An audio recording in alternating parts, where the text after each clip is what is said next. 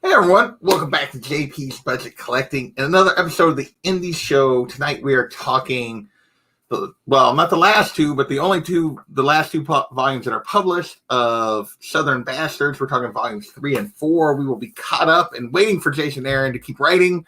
So that is where we're at tonight, where we're going to be talking about. Got my crew with me again tonight. First up, we got Lady Fantastic. What's going on, Carolyn? Oh, nothing much. Just hanging around. Reading some indies, chatting about Kamala Kang. Kamala Kang, yes, sir. Her new spec. Anybody wants to know? She's got next biggest character in the MCU. Let me show you. It's going to be Kamala Kang. Get with the program. Hold on. Well, she put it where she can't find it now. I put it where I can't find it. Kamala Kang. Oh, wrong person. Hang on. That was supposed to be Kamala Kang. There you go. Now you know the next back tip. That one's upside down. Okay. So, nice. All right. Along with Lady Fantastic tonight, we got No Good Comics. What's going on, Justin? Hey, what's going on, y'all? Chilling. Thanks for having me on. We decided that we might let you talk this time.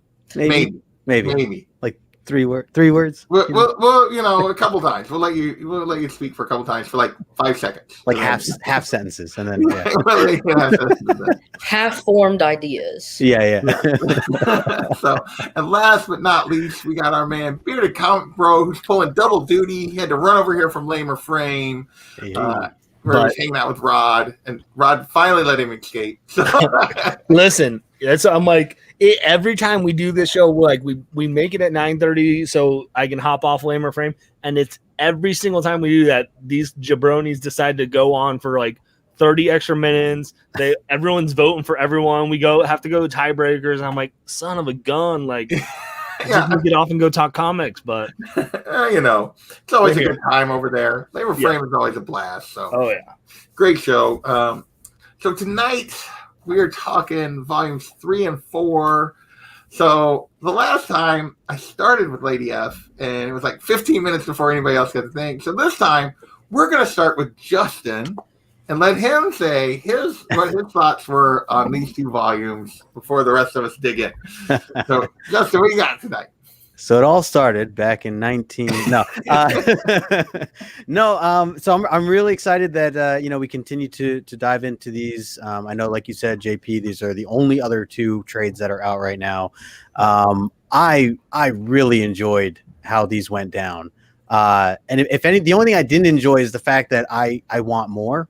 And the ending of the 4th trade to me was just like, oh man, I need, like, is that like, it gave you a lot of great stuff. And at the same time, you just want so much more and so many questions still, or at least so curious, where things are going.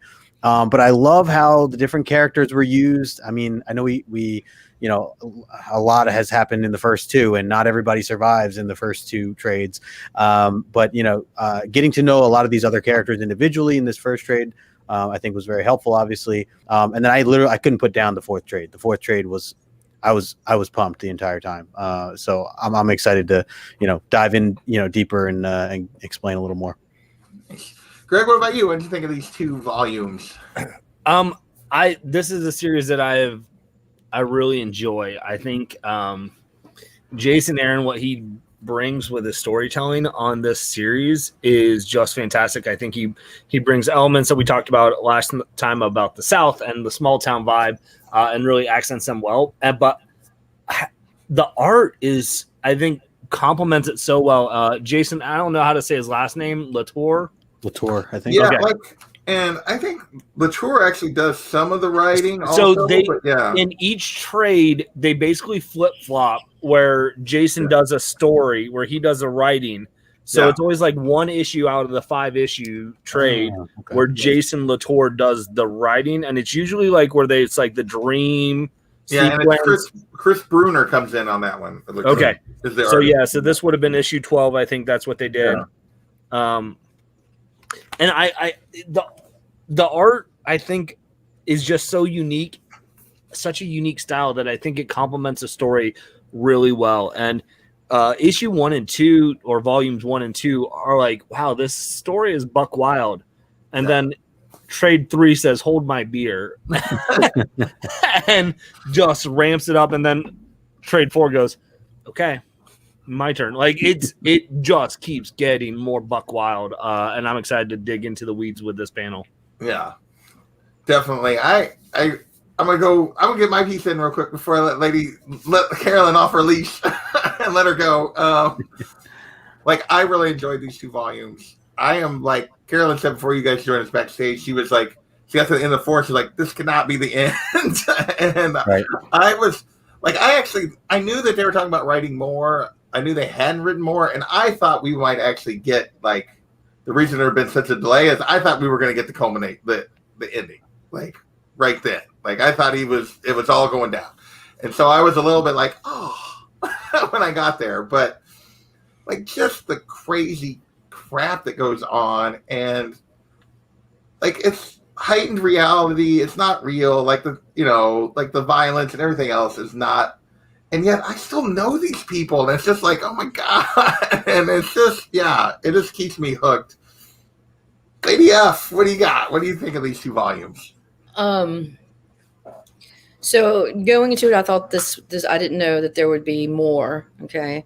So I felt like this was a terrible ending. There is no resolution. There are a lot of loose ties, because as soon as I finished what seemed to be the first 2 volumes, more characters get introduced, but they don't get the depth and explanation that I feel like the characters in the first half get. Right. And so there's not as much development.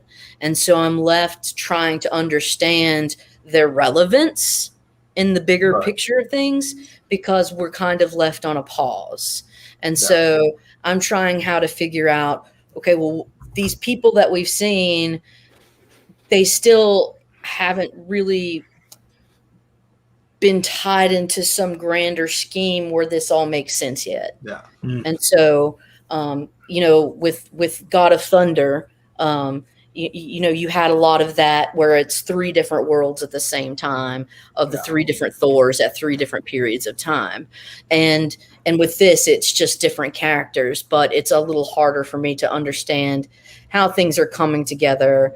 I mean, ultimately what we see here in the second half is we've got this sort of underbelly, street style justice with Ulyss and his boys. Yeah. But then we see this other faction of the town starting to form. They're not speaking about it, but underground, like, people know that this dynamic is not cool, and they're starting to talk about it and perhaps formulate a plan. Well, yeah, not because they're angels, but because I guess they see that as a greater evil than their own. I don't know.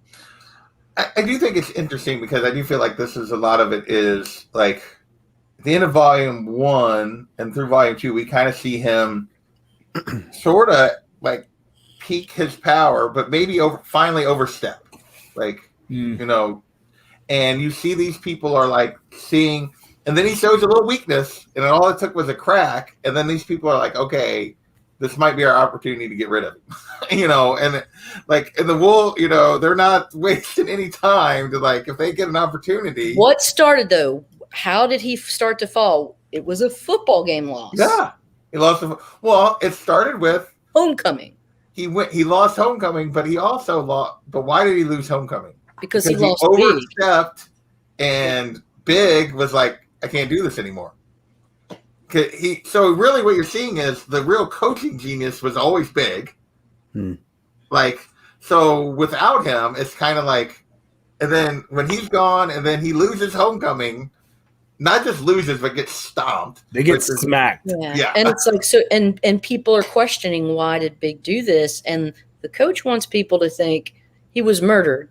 There's no way Big would do this. And because it's hard for the coach to recognize, which he does recognize, is that his shitty, underhanded, corrupt behavior was noticed by Big, and Big couldn't live with himself. I mean, he's like, no more. No. Yep. Well, it goes back to is the blood, is the blood worth it? Is it? And Big was finally like, no, it wasn't. And he knows. Like when he walks in there, like, and he's trying to blame it on somebody in the town that they're getting ready to play and all this kind of stuff. He knows what did it, but he just doesn't want to accept that because he doesn't want to take blame. He doesn't want to take for his own actions. Yeah, and I really find it very hypocritical of him to say, hey, it's Friday, it's time for football. There's none of this crap on the football field. I don't do that kind of stuff when it's football. Is nothing sacred. And it's like, no, nothing is sacred, dude, because you go to a player from another county's home and you assault his family. Why? Well, because he was a threat to the team, because he was a good player and he knew he couldn't beat him on the field. Yeah. Well, and you get the impression that he'd never done that before. That, like, because he had big, he'd always won. And then, like, the instant he feels vulnerable, like all his standards. When he doesn't have the plays, when he doesn't have the foresight from big, he goes dirty. Yeah. Well, and because he also knows, he also comes to realize, I think, and it's evident to him, he can get away with so much trash that he does get away with because he wins. Yeah. And the moment he knows he can't win, he knows can't get away with that crap anymore. He can't get away with it because people can overlook. Oh, hey, like we can. I mean, you see it in college football programs all the time across the country. You see it where people go like, "Hey, we don't want," like they overlook transgressions of coaches and things like that from a collegiate level that's covered by media that are like, yeah, well, it's not that bad because they're winning, and the winning always compensates. There was a whole speech that someone gave, and it's like, this town can overlook him killing a man in front of everybody. Why? Just so they can have a little something to be proud of. Yeah, and it's on their like, Friday nights. They'll take the drug-addled, players that, they ruin these people. But, anything to sacrifice just to have a win. And you see how sad it is. Well, I like how you witnessed him slowly, like you were saying before, like he felt he didn't need to cheat at first. He didn't want to, like, he yelled at Esau saying like, that's a dirty, like, you saying I can't coach, like, we're going to do this on the field. We're going to do it, straightforward. And then as they lost, or I think they lost twice. They lost again. And then he's like, okay, let's get the guns. Like, let's, he like, hey, Esau. calls him back. Well, and I love just the hypocrisy of when he goes into the player's house. And he's like, I think we're actually in volume 4. We're talking about this, but I think it's like the main storyline of like when he gets to that point, and he goes in there and like, just, basically tells him he's going to hurt him, but you only have to miss the one game. Like I don't care. You can do what, and it's just like, oh, like I'm not actually going to try to end your season. I'm just going to make sure you can't beat me. And it's just like, because it's because ultimately this is all about him. Yeah. It all boils down to who he is. It's why he got into coaching. We talked about in volumes 1 and 2 because everyone doubted him. He was a no name. He had to make a name for himself. It's all about him. This is why you see it. The whole barbecue joint. Like that's why you see we open up with a volume 3. In that first issue, you see the flashback of the sheriff, who was a player for him, and you understand that dynamic of he's getting scholarships from Ole Miss and all these places, and there's something that they hint at that they kind of haven't fully unpacked about something that happened with the sheriff and the twins from that night, one of these nights, and he's like, I can't let you, like, and he hired his own players to basically take out the other players because he goes, listen, I have to take you out because you're going to go be a stud at college, and I wasn't able to do that. I can't have someone be better than me, basically, and I need you to be my biggest supporter and fan, so I'm going to break your kneecaps and ruin your life. Well, and he says, like, I did you a favor. I got you out of that pickle with the girl or whatever. Now you're going to have to help me. Yep. I can't have you going out of town. Like, how do you feel about being sheriff? Basically, you're going to be my little peon for life because I got something on you, and I'm going to ruin your chance at anything beyond this. You're just work for me forever. And it's just like, so you finally get the dynamic of the sheriff, and the sheriff goes from having a future to having no future.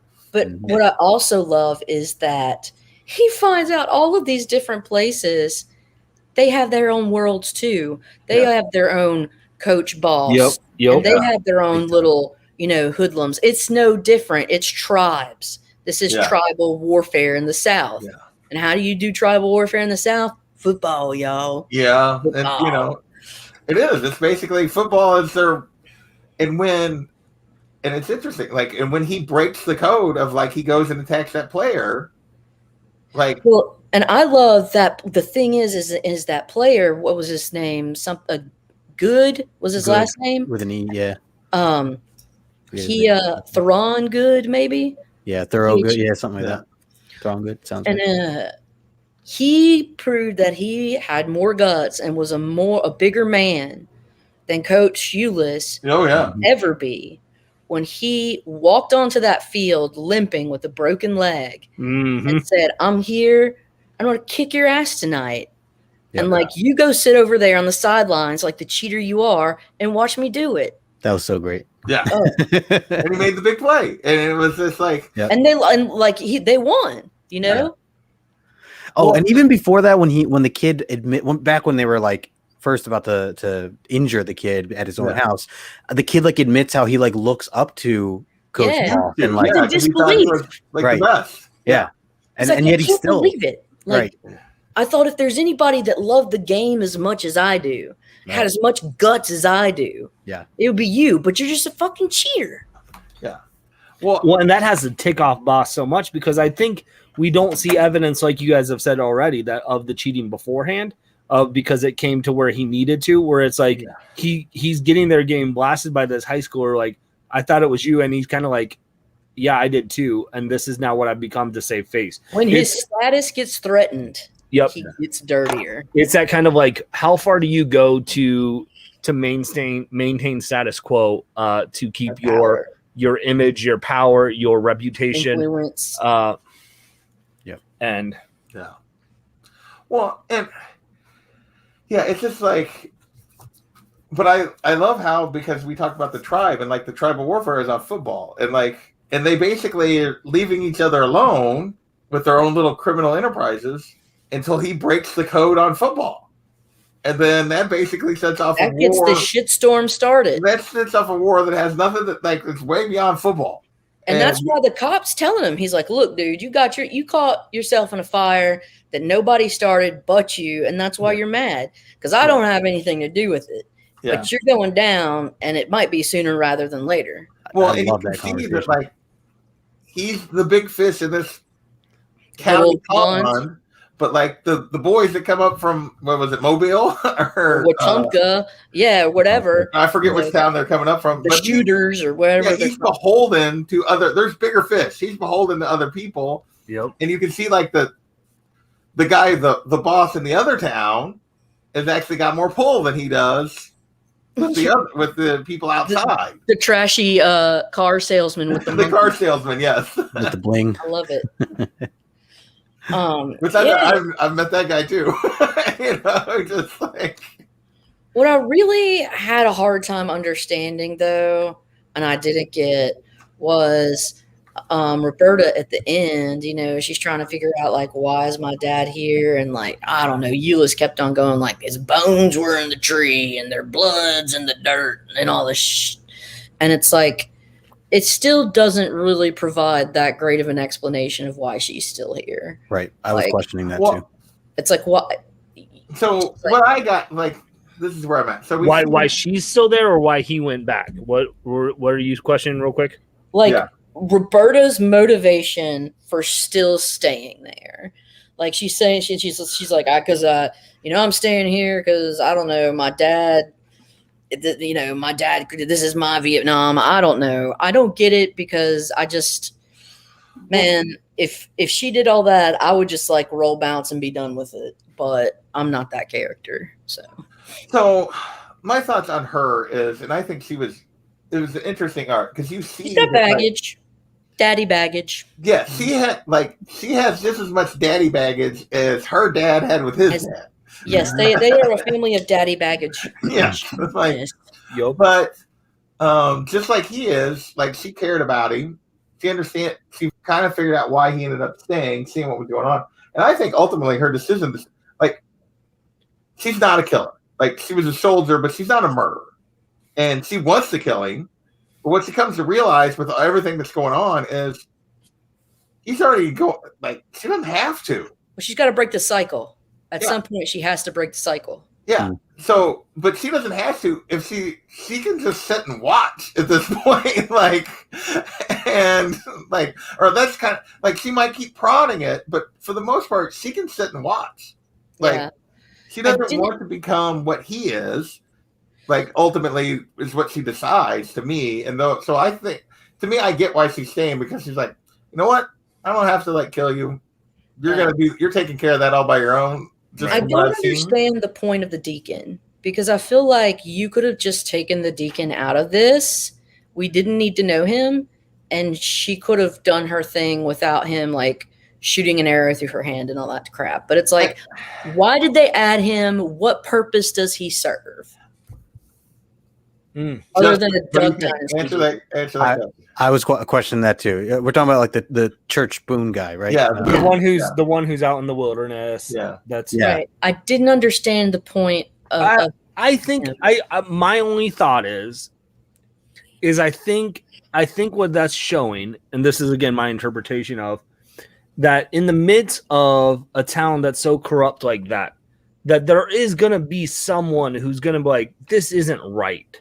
So that there is maybe a small underpopulation, right, that says we have eyes and we know what's going on. Right, and like to almost make it like, but to survive in that town, you have to be an outcast. You have to live in the woods. You have to have your vigilante justice out there. Like that's only because I feel like it grounds it a little bit from that idea of. I think especially for people that didn't grow up in a small town like that to understand like that power dynamic as much as there is, that Elise says like, there's no way. I feel like a lot of people like, there's no way that not one person's going to be like, this isn't right, guys, and actually have the cojones to say something and do something. And so I don't think he's a major character for the most part and doesn't need to be, but I think what it adds that Elise that semblance of, someone recognizes it, and that just if more people would step up, that the town would kind of say, okay, we're there. There is a smaller moral voice to that town, though very few, and maybe on the fringes, they're still there. Sorry. I find it funny that we're thinking of him as the moral voice because he's kind of this religious zealot, the strychnine drinking and the snake bites. Yeah, and you see that boy in his hands like all puffed up, and you're like, those people are nuts. But it's like, but I do think it's a lot of what that the town isn't like. This whole thing isn't universally like under this guy's thumb. Like there's people, but they are outcasts, and I think that's why they make it like this guy's a zealot, an outcast. That like it's kind of like Appalachia. It's very Appalachia. It's very Appalachia. Well, because I think they have to. I think they have to. Otherwise, like if you have the power, they have to make the character almost like seem like a Looney Toony. Because otherwise, you're like, why? If you were this powerful of a person that you could go out and do vigilante justice, you would have stood up on the street to boss 20 years ago, earlier. But no one would have followed you because you get bit by snakes. Yeah. Well, it's like, if you want to be a vigilante, you can't be having a high profile either. No. Right. Kind of got to keep it low key ninja style in the woods.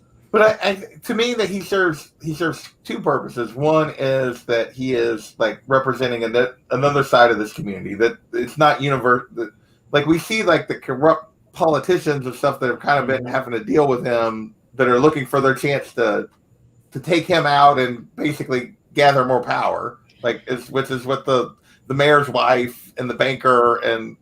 Well, what purpose does that banker serve? Her and her twin sister or something? Clearly, there's more to the twin sister story than we've gotten so far. Like it's killing me. That's why I was like, if this ends here, this is stupid. Yeah, because there's something with her, with the twins, with then the sheriff. They're all coming together now.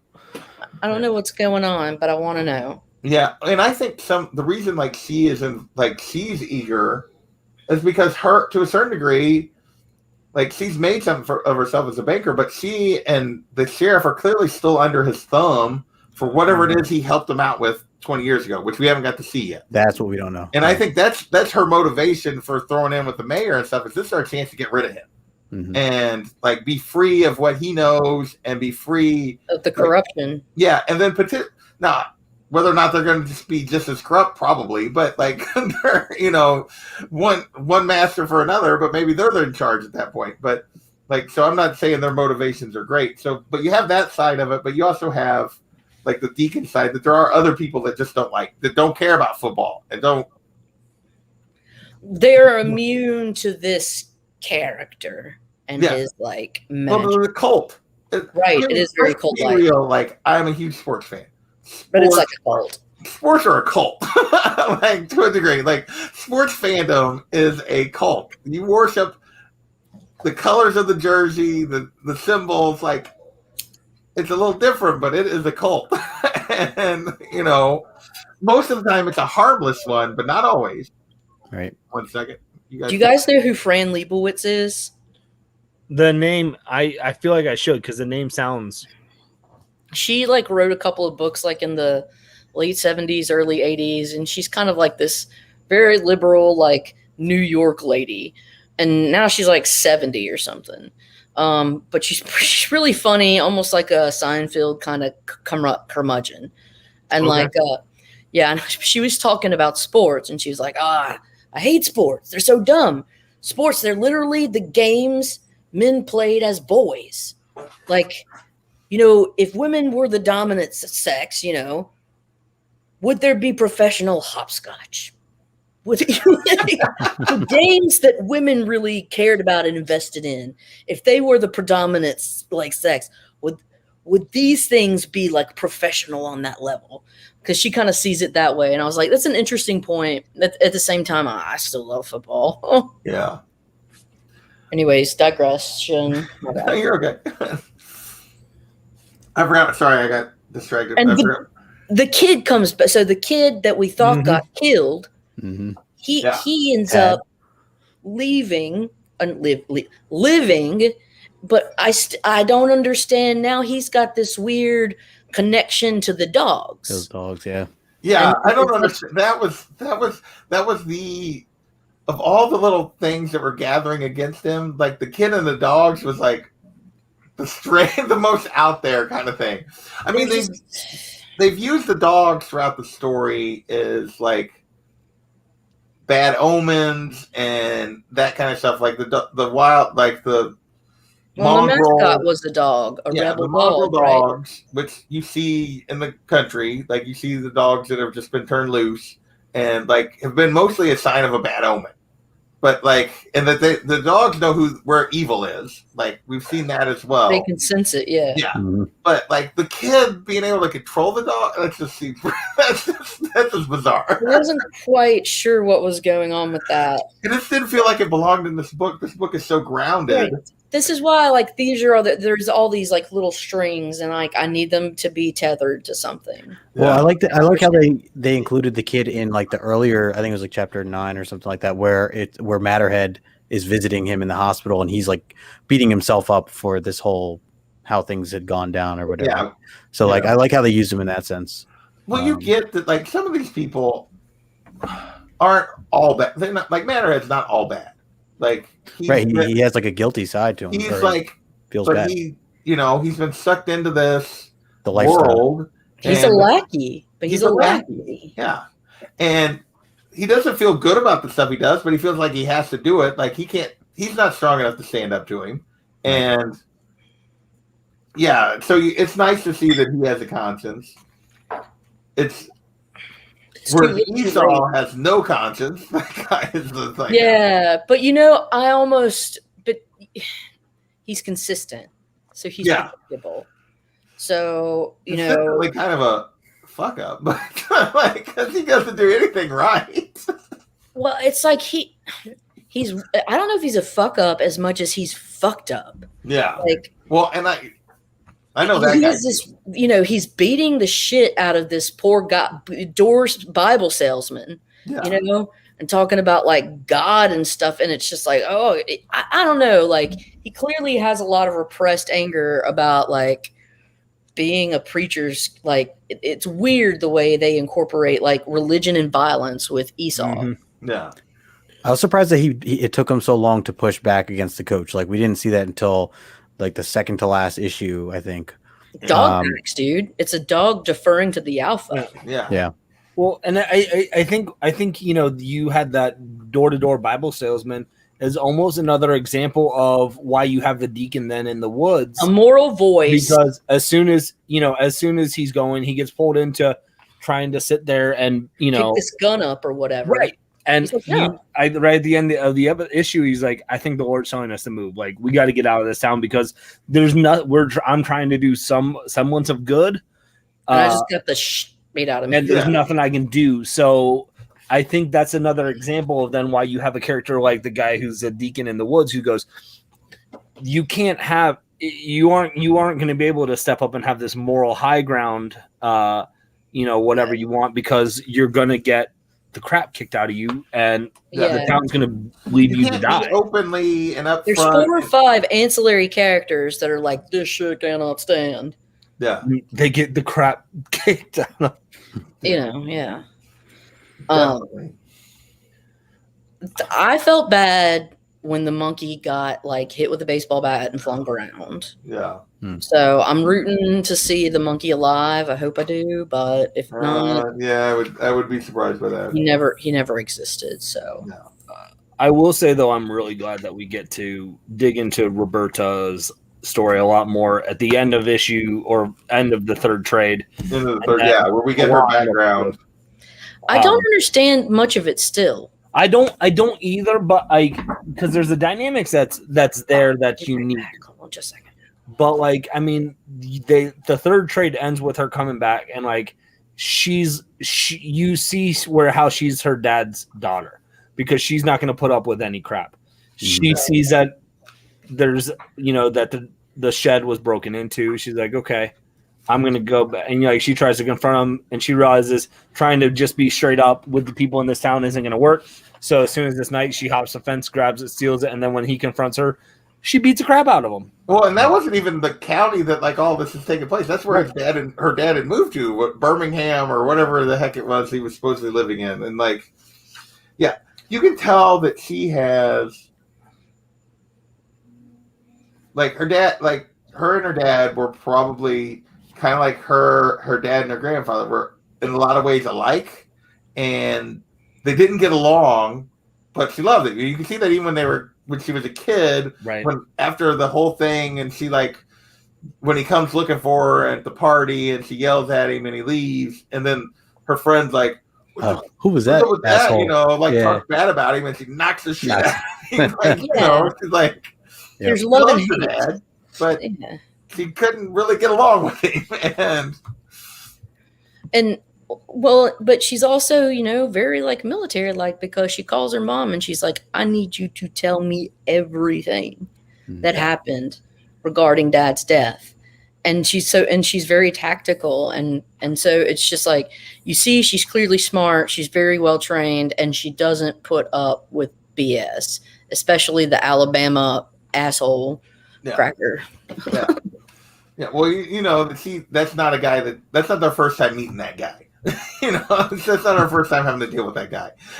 Well, maybe that individual, but not that. Yeah, not that guy. That she's had to deal with. They come a dime a dozen down there. Yeah, and and you can also see that in a lot of ways she's a lot smarter than her dad because at the end, like that she's been watching. Like she went.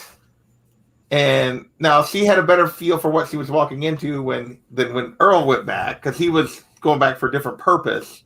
But like she's been watching and looking for her opportunity. And she's, I think, more self-aware and insightful because she's like, I've seen my father do this.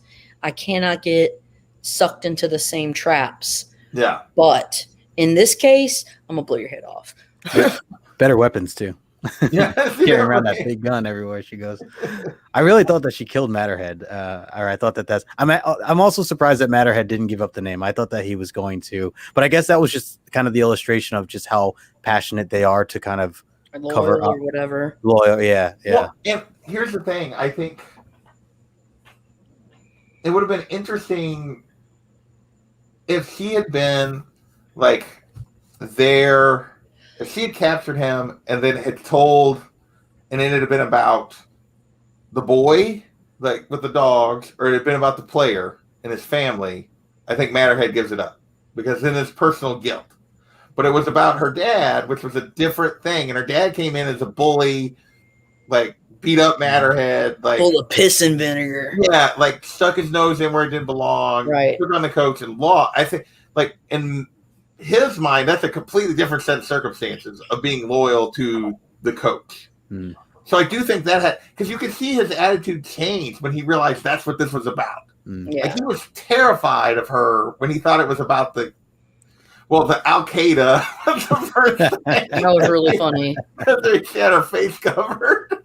Yeah. Oh, and what was it? Okay, that was so funny. Like when the neighbors meet her or whatever, and then the cops come because she's a black female, and they're like, "You supposed to be around here," with us assuming that like the neighbors had called. Like, oh yeah, they called. Yeah, like they got Karen, you know, and yeah, we see Karen come at her with a knife later, so for sure. And then the cops are talking, and they're like, "Yeah, a military veteran. Who would have imagined that?"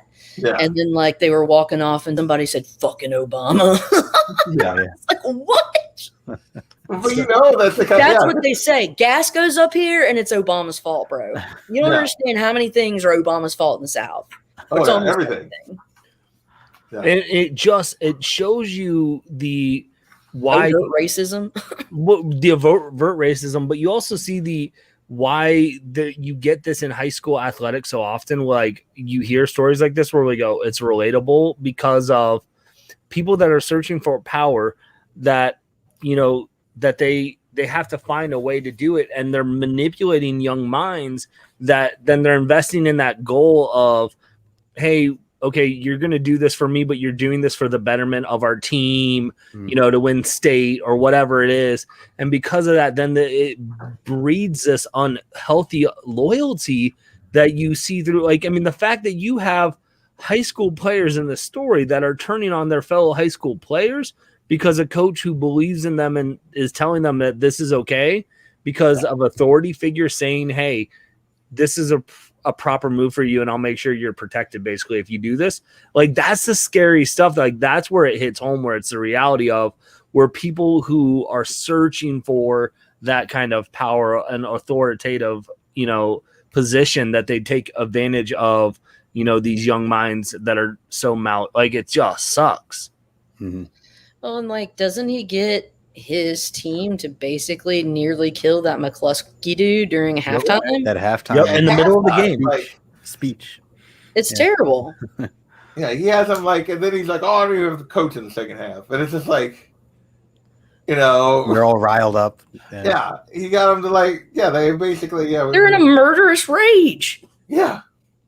Well, I mean, they were he got them all riled up, telling them lies that Big was murdered by the Wakumta County or whatever, and they're all gonna like the sheriff like stops them, like actually does something right for once and stops them from driving over there and like beating up just random people, like because they're think they could get away with it. It's just like just the lessons that they're teaching are just terrible. Here's the whole like halftime in the locker room. Just because even the sheriff even then at the one point like is having a talk with Coach Boss and he's like, dude, why'd you arrest my boys? Like, you can bail them out. He's like, no, you're gonna let them go. Like that's the mindset that has been happening all the time. Like that control. There isn't, you know, consequences or repercussions for their actions because they're protected. And it's happened for generation after generation. And it's so hard to break that cycle when you have parents, when you have authoritative figures who are saying that this is okay, and if someone thinks you're wrong, we'll protect you to get you out of this situation.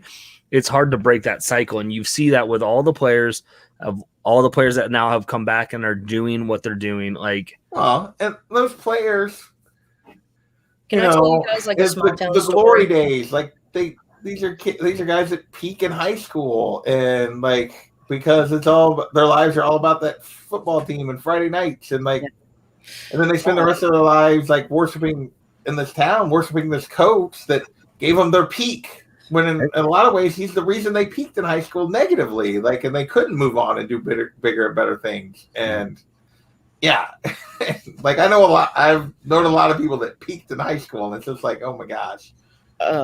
So there was a guy, he was like probably 6 to 8 years older than me. But like I knew him with the other older classes. He was a popular kid, and he played football, and then he became a sheriff of the town, and then he became the high school SRO officer. Right. And I'd gone to college for about, like, I guess I was maybe a sophomore, but I'd come back home or whatever. And my friends were like, oh, let's hang out. We ended up going to that dude's house. Okay. He comes home in his SRO shit and, like takes it off, and he starts like, making up drinks for all the underage chicks that are there. And it's just like, that's the way it works. Mm-hmm. Yeah. That's how it works. And if you don't think that's true, I got stories. It's crazy, man. But like, it's all, everybody sleeps with everybody. It's a good old boy system. It's kind of turn the other cheek, or just don't look, don't acknowledge, and that's the way it works. And I don't know, man. It's still a little. I wish I had about another 8 issues to resolve this. Well, and this thing has been on hiatus for a long time. 8 to 12 issues I need for some. When did these final issues come out? Because obviously, volume, because I checked, because he was asking, because it's been on hiatus for a long time. June of 2018 is first printing on volume 4 of the trade. So you're figuring probably beginning of 2018 is the last time an issue came out. Damn. So yeah, we're on a saga level hiatus with this one. Reportedly, I like it when Roberta's like, "Roll Tide," and the dude's like, "We're Auburn fans here." Oh yeah, the neighbor. Yeah. It's like, I hate them both. Did you guys read like the letter towards the end of or I don't know if it's it was in the digital. I assume it's in the. I didn't read the letter. Which one? There was a letter from Jason Latour. Actually, both of them. Yeah, he has Latour them and in Aaron. both. Yeah. Okay, yeah, and he just explains like his father died. One of the I guess the editors or the friends or someone's father died, and then his father died, and that all happened like within a month or something like that. So that was one of the big reasons why they initially kind of stopped for a while, or because it wasn't planned that they were going to just say, hey, let's take a break. Family stuff. Yeah, it was literally like we need to stop for a while and just It wasn't in one of the. Wasn't there a letter from an actual NFL football player who grew up in the South in one of these trades? That was at the first or it was the first trade. trade. That was the second trade. That was the second trade. That was at the beginning. The letters he's talking about are at the end. Yeah. Of the fourth trade, and I did not read those. I did not notice them. I looked at the covers, but I did not notice the letters at the back. Yeah. So yeah, I knew because Latour had kind of stepped away from a lot of stuff. He hasn't done anything for a while. So I didn't know why, but I just hadn't seen him on anything for a while since. But I knew this had been on hiatus, and he'd left the Spider-Gwen stuff and that he'd worked on for a long time, and then I just had never seen him pop up on anything else, and I was surprised given sort of the success he had with Spider-Gwen that Marvel or somebody didn't use him for something else. So. Wonder what he's doing. Yeah.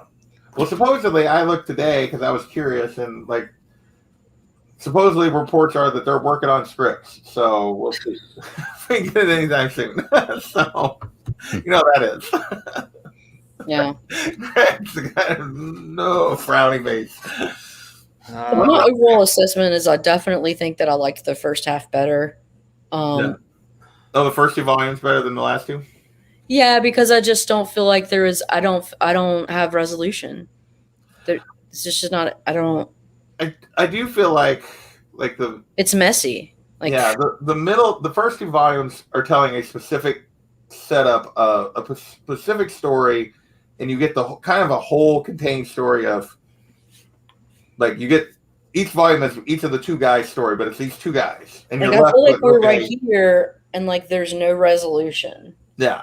And then this sets up, like you said, a bunch of different. These 2 volumes set up some other the side characters, right? That are going to bring this, try to coalesce at the end and maybe pull the story together. But I can't see. My guess is I don't know how long it's supposed to be. If they've ever said, my guess is there's probably 2 volumes left.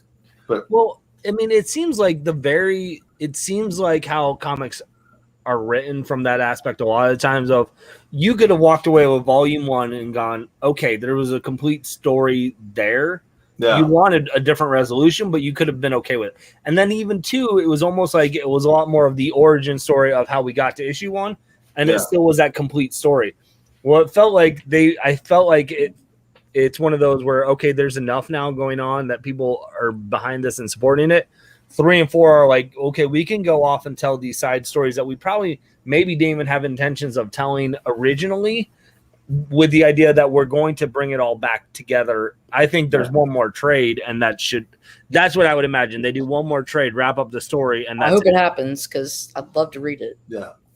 And I'd be curious to see if it changes your perspective then on volumes 3 and 4, if there is a closure where those stories that we got, because they're not standalone stories where volumes 1 and 2 felt like there was more closure as standalone. Right. Yeah. It definitely would feel better because this feels hasty to me.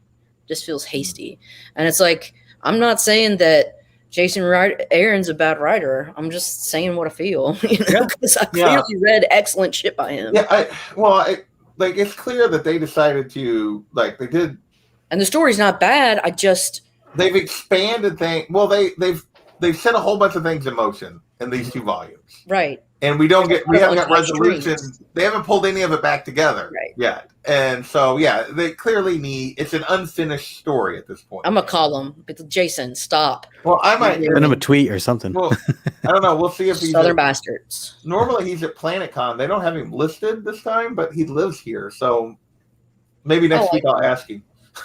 I'll go to the table and ask him. She'd be like, what the hell, Jason? Give us a date. Give us a date, damn it. And then Jason's going to be on when we talk about the 5th panel, like the 5th volume. JP's just going to become friends with Jason and bring him back. I'm talking, I've stood, because it's so funny, I've been at, C2E2 when he was there, and his table had a line, whenever he was there. But if you go to Kansas City, where he lives, and he's in comic shops and stuff, and people see him a lot, he never has a line. Damn. You just kind of walk up because most people have gotten his autograph at some other thing or whatever. Find out what his LCS is, and then you go, and then be nice to him. Yeah. So get him to come on to our discussion of Southern Bastards. We'll see. No, because I'll be like, Jason, what the fuck? Finish it, I want to talk to him about Thor. That too. We'll go off on a tangent. That's what I've talked to him about before. I hadn't read this before. The only thing I'd really read was the Thor stuff. It's what I'd taken him to sign and talked to him about before. So I don't understand what John Lover wants. I'm wearing a My Little Ponies t-shirt. Straight up. I'm wearing Arnold Fitness t-shirt. Stop whining. I just got I got one of my cult shirts on. I got a Mystic Tiger shirt on. So I think someone go around asking this question before. I don't know if it was John Lover one though. Yeah. Someone else asking to see t-shirts. Yeah. So. Just John Lover one. Well, thank you for the super chat, John Lover. That one we appreciate it. So always appreciate it. And hopefully you like my Stop Whining shirt. Stop whining. Stop whining. Whining girly man. Your pump. There you go. Yeah. All right, here. But since we got a super chat, that means we got a. Yeah. So. Yes. Did you see that? You see how they reacted in the chat? They loved it. Take that, Bear Island. So you got. I always got to do that. I love the Take That Bear Island. That's all I want. That's what you get when you put a super chat in my. That's gold. Because it's like in your face, Bear Island. It's like the one time John tagged me in a post when he meant to tag Bear Island. I'm like, I'm sorry, Bear. It's like, so, Lady F, you were about to say something when I pulled the trigger on that. So I don't know. You don't know. This one is just not enough. Even though it was actually more to read, felt like it's not enough to chew on. Because I just don't know what's going to happen.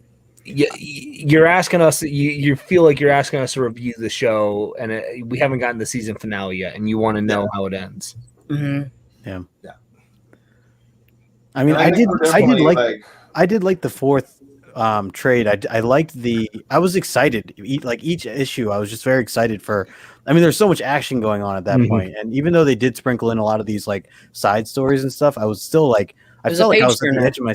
Yeah, like I just was like so excited to see like how, is Matterhead gonna die? Like, how's Esau gonna get out of this whole thing and the war going on? Like, it just seemed like that was not gonna stop. Starting to see. I mean, I didn't even like consider that other towns were gonna, I mean, you guys talked about like, have their own coach essentially, and to see them all worship their own, people and kill for it. It was like gang. It was gangs at that point. I mean, it's like, gangs are not just it just operates a little differently, but gangs exist everywhere. right, yeah. But and you love how you see like. I did think it was super interesting how he like appears to have humbled himself, and like Esau is like getting a little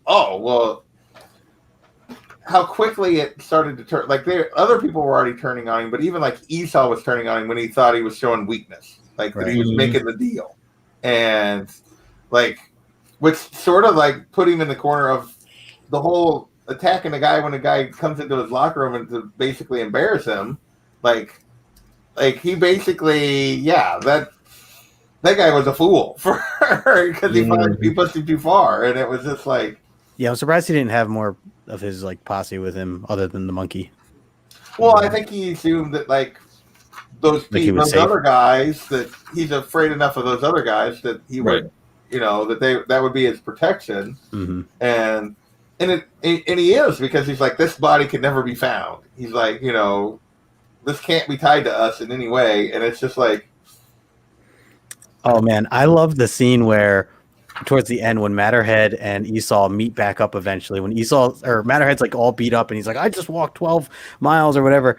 And he's like, what about you? And he's like, I just lost a body and I need like they're just listing like all the things that are like not going right at the moment. And they're like, well, come on, coach is going to be pissed. Like, like, all right, let's go fix this. Yeah. It's like, I love this, the whole thing. You see him meet up outside the bar. Yeah. And I love this line. He's like, Matterhead telling him, I had to walk all the way from Wetumpka. My life flashed before my eyes, and what happened to you? I got knocked out and lost the body, was all. Yeah, it's almost casual, almost like, It's like, geez, it's just commonplace. It's like, no shit, I need a beer, a whole bunch of beers. Oh, then the question is, so did we win the game? Yeah. He's all just win. That's all that matters. Just win, baby. Just win. Al Davis. Yeah. But the boys from Mobile, we get them in here a couple times. And was that the scene where they're shaking hands and he squeezes the coach's hand there with after he just put the fire out and all that stuff? I like that scene. That was not, but that was the burn the field house down. Yeah, they burned the field house down and everything else. That whole scene there. Oh yeah, so good. No, it's just I think it's really well told. But I agree. Like they start a whole bunch of threads here in these 2 volumes, right? And we just need volume 5 where we start pulling this stuff together or pull it all together. It's not bad. It's just I want resolution. Yeah. No. Humans are storytellers. Yeah. So, any other things you guys want to touch on as we wrap this up that we haven't touched on yet? Any other plot points or characters that you guys want to discuss? Man, I think this could definitely just be a TV show for sure. I think it would be fantastic. Yeah. Agreed. I mean, kind of to a certain degree, I feel like a modern version of Deadwood kind of thing. Like, it's like Deadwood and Friday Night Lights had a baby. Yeah. Yes. Yeah, that's a good way to put it. Because it's Deadwood and Friday Night Lights combined. for sure. Well, because you see it in like the TV show, but the movie was a lot more darker, that portrayal of that football time. But it's the same type of thing, right? Like, it's the same story, but this is just told in a different light, in a different context, and it deals with a lot more, I think, difficult situations too. Yeah. And I'd be curious. I think this would be right for it, but and because you're not going to be dealing with CGI, you're not dealing with special effects. It's doable. No, it's definitely doable. I mean, you'd have the violence and stuff. It would have to be like, I mean, it'd have to be an Amazon kind of thing, like, where it's like, hey, we're a straight R-rated. Yeah. Because even Esau, or it's like Rudy meets The Sopranos. Yeah, but I don't think Rudy's. I don't think they're showing Rudy plowing chicks Rudy's in a trailer.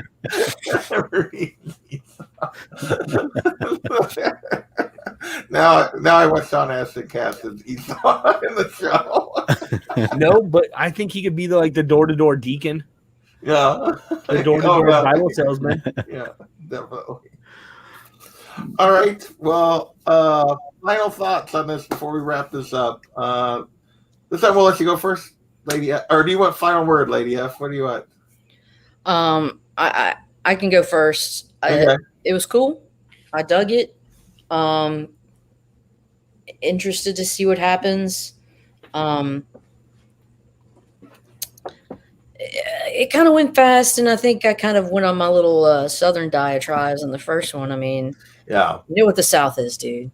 You know that there are going to be some interpersonal dynamics that are unique to that geography. And I don't want to be a dick like Justin in the South. They call, if you're redheaded or if you've got a big head, mater head. Yeah. Oh, is that? Oh, okay. I was wondering where that came from. Like, yeah, tomato head. Where's Materhead at? No. Yeah, it was all that. Makes sense. But it's also Latin for mother, I believe. Huh. Mater. Interesting. I don't think I knew that. Let me check. Right. Justin, what about you? What are your final thoughts on these two volumes? Yeah, it's mother. Yeah. Yeah. So, I mean, I'm, especially like kind of an outsider looking in on this whole world. I mean, even just learning what I've learned from the first episode with you guys, just hearing, more of the background and partial truths, to what goes on in the world to some degree. I mean, I really enjoyed this whole series. I would certainly recommend it to a friend. I've already talked to a few people who have now kind of jumped into it since they've seen us talk about it or bring it up, or me just posting it and talking about it. And, I tell people, like, definitely read the first two trades. I feel like the first two trades together they go hand in hand so well. John mentioned that earlier, and I totally agree with that. Yes. And then with these two, like, they're certainly worth the read and very enjoyable. These are page turners. There's a lot of action. Yeah. Mm-hmm. And to your point, Caroline, like, it just needs to be done. It just needs to be, we need the rest, basically. Yeah. Hopefully we get there. But yeah, I'm all on board. Yeah, looking forward to more. Bearded, what do you got, man? I like it, and I've enjoyed this series so far. I mean, I read all 4 volumes. I think, I read all 4 volumes before you asked me to be on the show, and you're like, "You want to do this?" I was like, "Yeah, I've read all 4 volumes. It'd be great." Yeah. So I was already a big fan of it. I'm not as. I felt like if it ended where it ended, like, and not thinking they were going to do more, I think I would be more annoyed in volumes 3 and 4. Yeah. But I understand that there's still more story to be told. And so because of what I've read of Jason Aaron, I have confidence in him that he's going to wrap up those threads. So I feel like I'm not as anxious to be like, hey, wrap this up. Like, if he says, hey, we're coming out with 5, 6, 7 more trades worth of stories, I'd be like, okay, cool. Because Jason Aaron, there are writers that have, like, they've solidified themselves that they can tell a story. And I mean, reading in this culture that we've watched, there's been a lot of Jason Aaron stories that I've read getting back in the comics that I've read full trade and with the whole story complete. I read God of Thunder all completely because that was just how I got exposed to it. I got back into comics 4 years ago, so I missed the train on a lot of these dope stories. And sometimes when you get that experience, you're like, you want that right away. So it's harder to read singles and floppies because of that. So I think I'm not as upset about where volume 3 and 4 went, because I'm like, he has a vision and a plan where he's going to wrap it up. And if he gets the time to do it, if there was no anticipation of more volumes, then I'd be like, oh, there was too many loose ends. Yeah, it clearly is an incomplete story, right, at this stage, and I have faith that at some point he'll finish it. My big read with him was just all his Thor stuff, and there's stuff that was in God of Thunder that he wrapped up in King Thor. I mean, there's little threads that he tied back in. So King Thor was definitely a resolution. Yeah, so I think there's a resolution coming. I'm looking forward to it. It's so weird because none of these characters are even slightly likable for the most part, and yet I enjoy reading. Right. Which is funny because one of the things I could never get into Breaking Bad because I didn't like anybody in the show. It annoyed me to watch. I could tell it was good television, but I just I hate all you people. I don't watch you. And for this, I feel the same way, but maybe because I also feel I know these people. Even though those are people I don't want to associate with anymore. It's I'm more hooked and willing to keep reading and enjoying it, I guess, to a certain degree. It's like watching a car crash. It sort of is.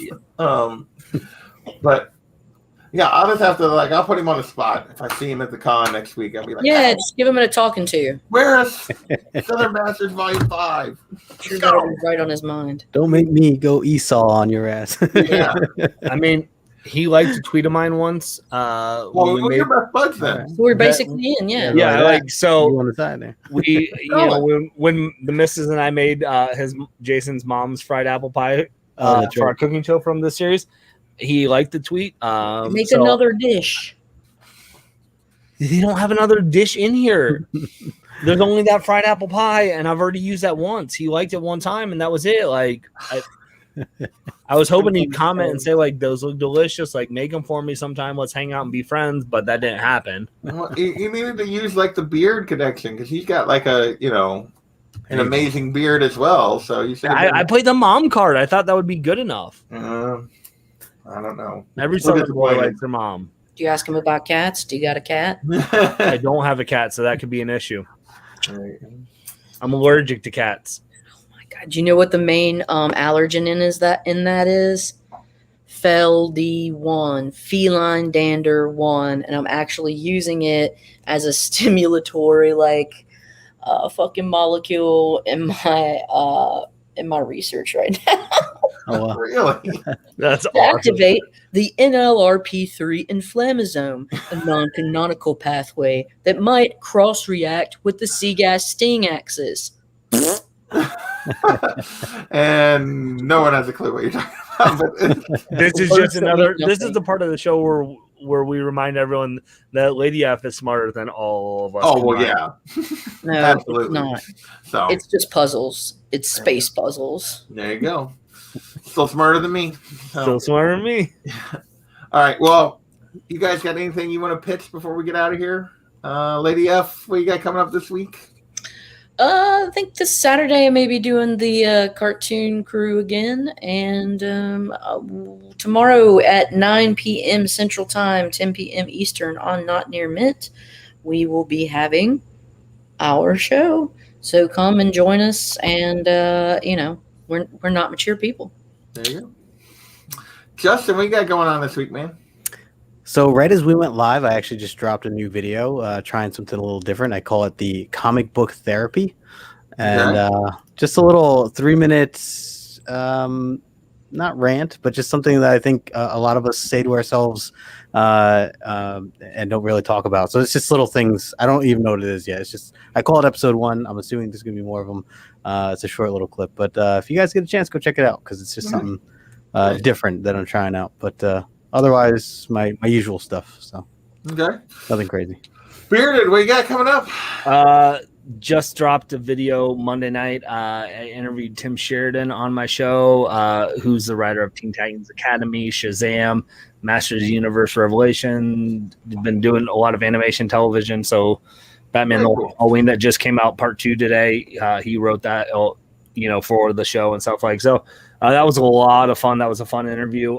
Tomorrow we've got episode 3 dropping of Who You Gonna Cast, where we're casting Green Lantern characters. So we've got John. You need to have me on one time for that. So let me know who you tell me what category you feel like that this is what you want to cast, and all. That's how we did this episode. People have messaged me and said, "Hey, I want to." So like this, we did Green Lantern. So John's Comics with Kids came on again. Okay. Todd from Comic Burrito, who's obsessed with Green Lantern. And then I'll let the channel know because JP is anything Marvel, but mostly like X-Men or Avengers related. Then we'll make it happen. We'll make it happen for sure. Just hit me up. And then our final panel member we had was Daryl Banks, who actually did art for Kyle Rayner in the Green Lantern. So we got to talk with him about who would you cast in Green Lantern role. So that was fun. So it's a fun episode. I think people will enjoy it. So check that out. And then just every, Name That Character Fridays content. You can just find me everywhere. But how many of the casting have you done now? So I've done, this will be our 3rd. So I did the first one I did was Justice League on my own. And I thought it would be kind of fun. Then I was like, okay, this could be fun to do with a panel. So then I did X-Men, where we had Justin was on that one. We had Manny from Tomorrow Cinema was on that one. Justin, he doesn't know anything about X-Men. What do you have him on? So literally, if people have like, hey, if people have ideas or like, I would love to cast like, if there's someone on this panel who's like a huge Nightwing fan and wants to do like a Nightwing cast or something, like those are things like that, we could cast, and Avengers, or we're going to do X-Men again because I know enough actors well enough to do a good job. There are some people I've had on that are like, I've asked and like, I won't know actors or actresses, so this won't work. But I'd be interested in doing it sometime. But I don't know how well I would do because my actors, I got my girlfriend to help me. She was better at it than I was. It is fun though. It was fun to like really do some research. Yeah. So So if anyone watches and like I want to do something, just let me know and I'll put it together a panel and make it work because I think it's a series that people are having fun with because it's the stuff we do all the time as nerds of like. I'd cast this person. Oh yeah. So let's just do it. All right, let's do it.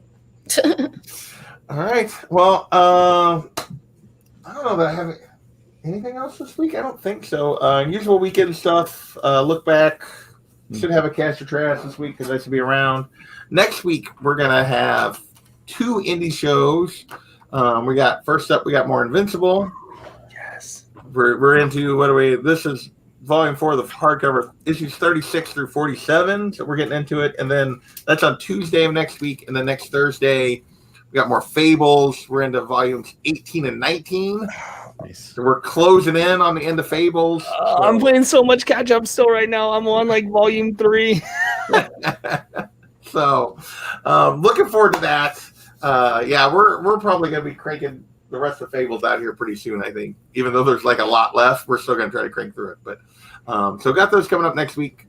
I want to thank those that hung out with us tonight. We had Not Near Mints, Sharon, Life with Two YouTubers, Terry, John, what's going on? Perry Comics coming in here at the end. Classic Perry. Maybe he was lurking the whole time. Who knows? What do you mean? We appreciate Perry hanging out with us. I think everybody here, if you haven't read Southern Bastards, definitely check it out. And hopefully we'll get issue 21 and volume 5 soon. So let's hope.